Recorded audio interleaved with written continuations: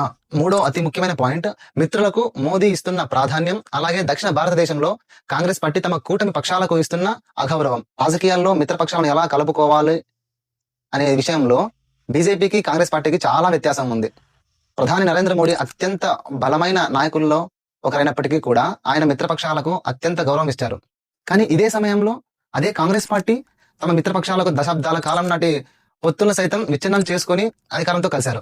దశాబ్దాల కాలంగా దక్షిణ భారతదేశంలో స్థానిక పార్టీల భుజాల మీద ఎక్కి అధికారం చలాయించినటువంటి కాంగ్రెస్ పార్టీ ఎప్పుడైతే అవి అధికారానికి దూరం అయ్యాయో ఉన్నట్టుండి ఎడమ కాలితో వాళ్ళని తన్నేసి అధికారం కోసం వెంపర్లాడడం మొదలుపెట్టింది. ఇక్కడే బీజేపీ సక్సెస్ అవుతోంది.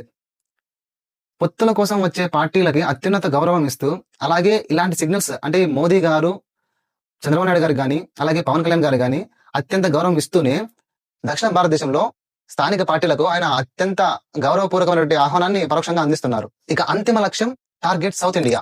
ఫైనల్ గా ఈ పరిణామాలన్నీ పరిశీలిస్తే టార్గెట్ సౌత్ ఇండియాలో భాగంగా ఇప్పటికే బీజేపీ ఎన్డీఏ కూటమి ఉత్తర భారతదేశాన్ని మొత్తాన్ని తమ గుప్పిట్లో పెట్టుకుంది. ఇప్పుడు పెండింగ్ ఉన్నది మాత్రం ఒక ఆంధ్రప్రదేశ్ మినహాయిస్తే మిగిలిన దక్షిణ భారతదేశం మొత్తం.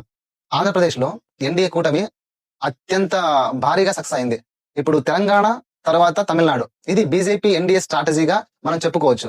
ఇక్కడ మనం గమనించాల్సిన మొట్టమొదటి విషయం, అలాగే ముఖ్యమైన విషయం ఒకటి ఉంది. రాజకీయాల్లో ఎప్పుడూ క్యాజువల్ అడుగులు ఉండవు. ప్రతి అడుగు కూడా ఒక వ్యూహాన్ని ఆశ్రయిస్తూ వస్తుంటుంది. తెలంగాణ గడ్డ మీద ఆంధ్ర నాయకులతో జరిగిన ఈ భేటీ దక్షిణ భారతదేశ ముఖ చిత్రాన్ని భవిష్యత్తు రోజుల్లో మార్చేయబోతుంది. తెలంగాణ ఎన్డీఏ కూటమి భవిష్యత్తులో కాంగ్రెస్ పార్టీకి ఏ విధంగా చెక్ పెట్టబోతుంది, ఏ విధంగా అధికారాన్ని చేజిక్కించుకోబోతుంది అనేది మీరు భావిస్తున్నారు కింద కామెంట్ రూపంలో తెలియజేయండి.